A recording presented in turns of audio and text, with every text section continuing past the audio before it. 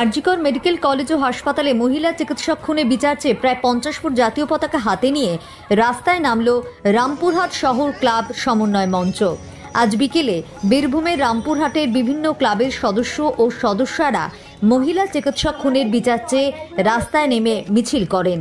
রামপুরহাট পাঁচমাথা মোড় থেকে মিছিল শুরু হয়ে রামপুরহাট শহরের বিভিন্ন এলাকা পরিক্রমা করে।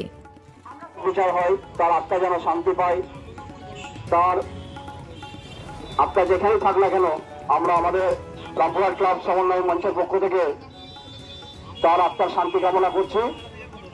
আমাদের মশাল প্রজ্বলন চলছে। ধন্যবাদ। আমাদের এই আন্দোলন কিন্তু প্রথম হলে শেষ নয়, চলবে এরকম যতদিন না আমরা বিচার পাবো, ততদিন না বিচার পাই।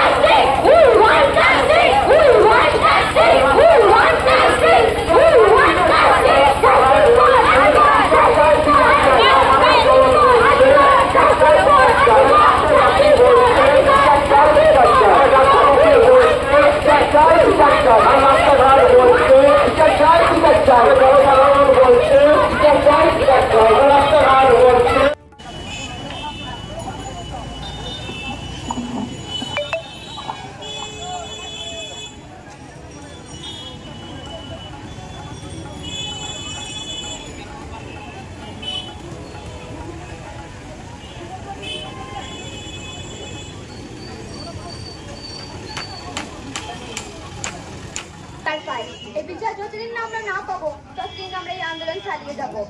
আমরা এই নারী, আমরা যদি একদম ডক্টর হয়ে ঘাটে বেরোই আমরা কখন সুরক্ষিত?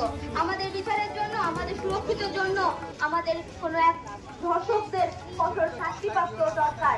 তাকে ফাঁসি রেখে কঠোর শাস্তি দেওয়া হবে। এই বলে আমি